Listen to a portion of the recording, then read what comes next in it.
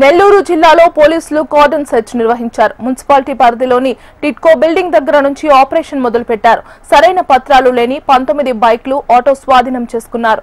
నేరాలను నియంత్రించే క్రమంలో కార్డన్ సెర్చ్ నిర్వహించినట్లు డీఎస్పీ వేణుగోపాల్ తెలిపారు. ఎవరైనా అసాంఘిక కార్యకలాపాలకు పాల్పడితే కఠిన చర్యలు తీసుకుంటామని హెచ్చరించారు.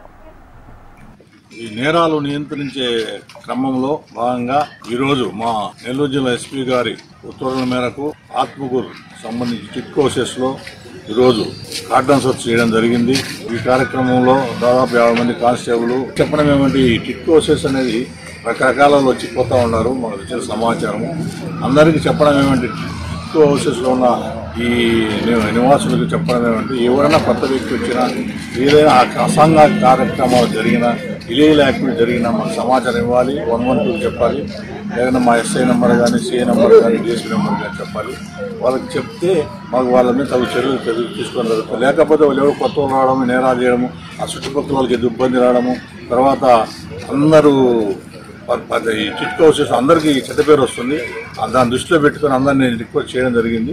వాళ్ళకు కూడా అవేర్నెస్ కల్పించడం జరిగింది.